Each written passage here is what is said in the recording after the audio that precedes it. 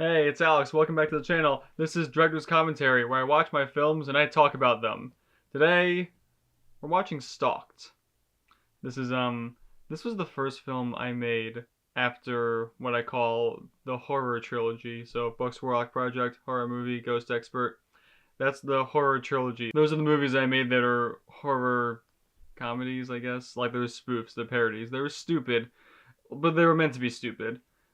This is the first one where I was like, okay, let's actually make a short film. Let's actually make something with a story that's like serious. This is meant to be taken seriously. So, yeah.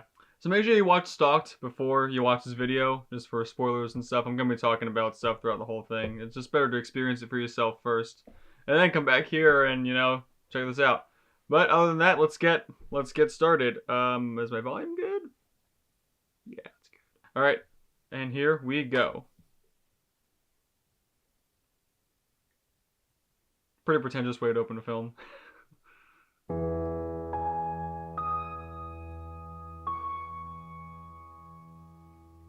So I said this in the Ghost Expert commentary. I recommend not doing this, having the credits open with names, unless you have a big, name that everyone would recognize, like, I don't know, Tom Hanks or something.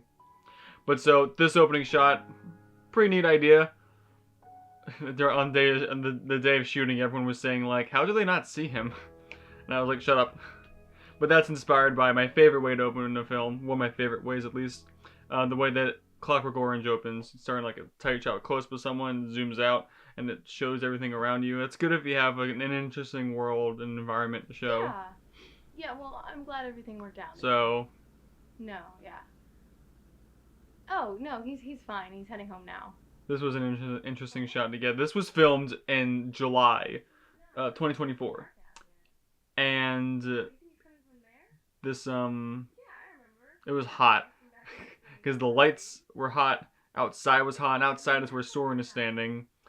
And, hold on, because this is a nice reveal of the stalker behind us. So Soren's outside in, like, a jacket, the mask, he has, like, a balaclava on under the mask. So I had water in the freezer.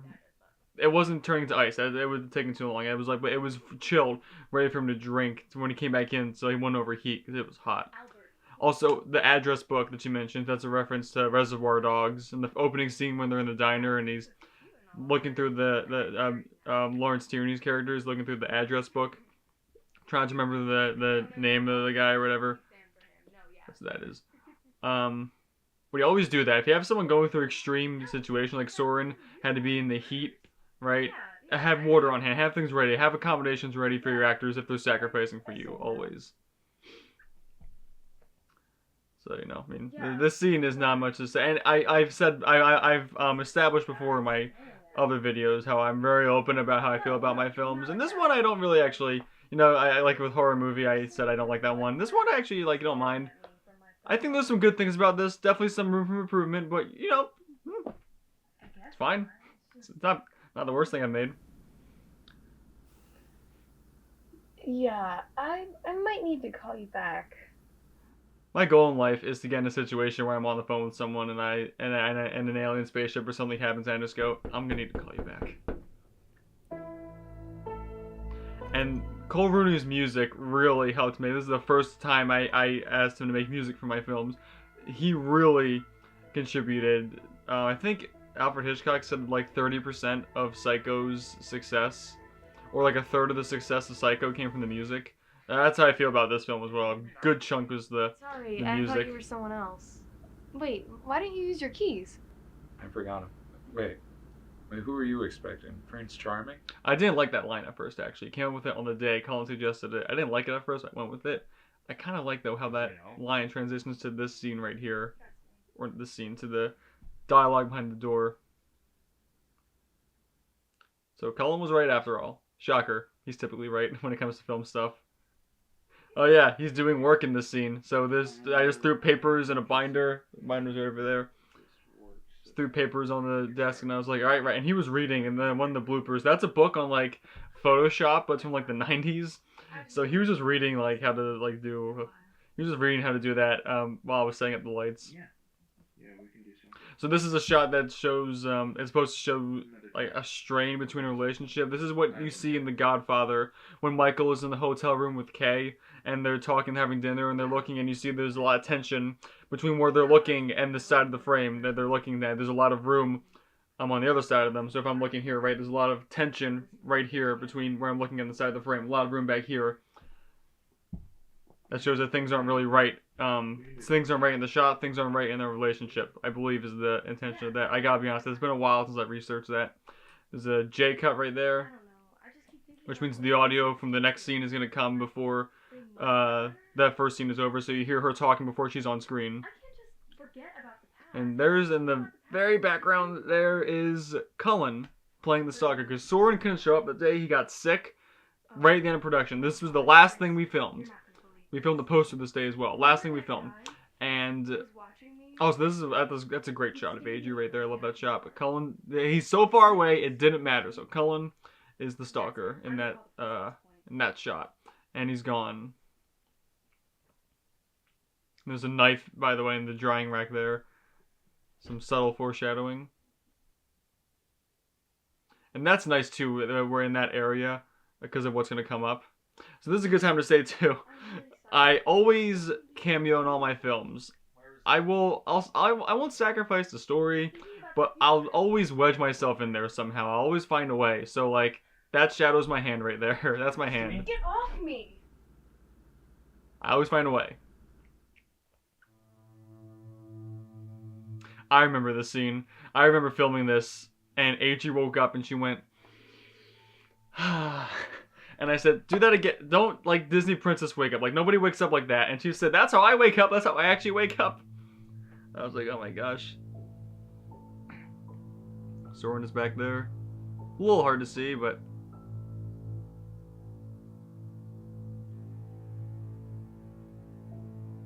I did originally intend for this to be a feature.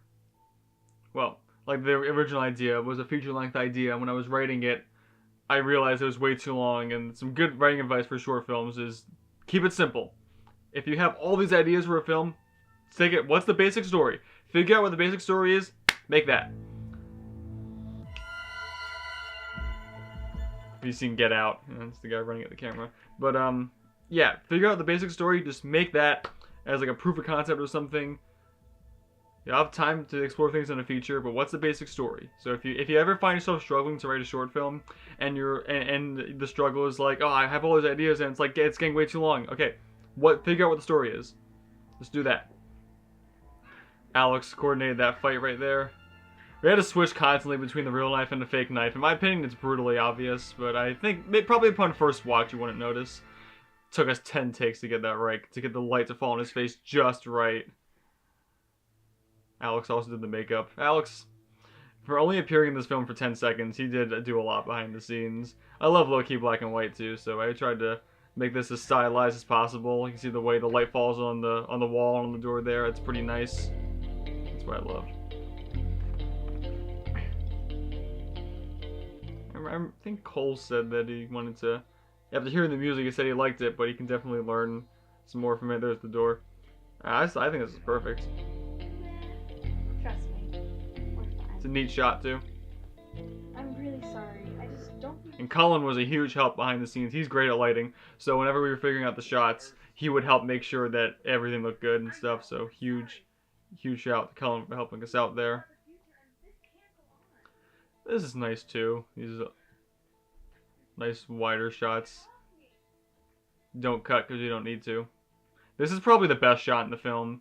We have the whole frame is used. They walk in, they stop, deliver lines, and they walk away off screen. Using depth there, it's pretty nice. This is also a nice stylized shot. I think this is one of the only Dutch angle shot I use, because I don't like using Dutch angle shots. They're overused a lot. Then again, this is like a horror, so maybe it's... So obviously the fake knife there. On the day of shooting, they were like, what, so he kills her over this? I was like, yeah, wouldn't you? That's my favorite shot in the film right there, is Adri just staring at the camera. I don't know why, I just really like that shot. And it's a nice dissolve back to her there. Nice. also remember Soren was like, wait, so she cheats on her husband and kills a guy and gets away with all of it? Wouldn't you? Nice. Fake knife. When she stabbed him, it's plastic. You can see right there when she's scooting away how it's wobbly. So when she stabbed him, the knife went like whoop on him. So I had to do some editing to make sure that you didn't see that. Whoa, he's gone. Same trick. In the Ghost Expert, when the ghost disappears after he's defeated, that was the experiment to make sure that would work for this right here. And once I realized that would work, I was like, all right, sword laid there. Okay, now get up. No one move. And yeah, I should probably make a video where I explain how to do that. It's pretty simple. This is my favorite music in the film. Cole's really good at making sad music. So here's another interesting thing where she's wearing red in the last scene because red is, you know, blood, it's dramatic, passion, whatever. And so here she defeated the stalker, but she still has to talk to the husband about the affair that she had. So her conscience isn't clear yet. So she has a white shirt with some red on it, right? There's still, before she gets to white, which represents innocence, she's free from this. Before she's free, there's one more thing she has to do. So that's why this is white with a bit of like red on it. It's still tainted. There's still one more thing to do. Every shirt she wears has a meaning in this. I should have been like, the first one is black, because black is like the opposite of white, opposite of innocence. So there's something that's like wrong, and there's blue is supposed to be depression somewhere. That's also neat. You see the reflection there, and then the mirror. Yeah, I didn't want to hear the dialogue she was saying to him, because at that point it doesn't matter. You can already kind of assume what comes next. You get the basic gist of what's going on. So here you have what's called the familiar image, right? You open with so you end with what it opened with. So here we're ending with the opening shot again. A tighter shot zooms out, but this time there's no stalker, so she's free from that. Ah, my old car. And there's Alex, his only appearance. I was like, yep, just walk together. I forget what day we shot that. So also, don't do this. You see how they have last names, even though they never said their last names in the film? They don't even say her name. I should have just said woman. Like, I typically at least advise against naming characters. Excuse me. Against naming characters when you don't have their names in the thing. Like Polar Express, you know? They just call him Hero Boy in the credits. Let me wait for the credits to end before I...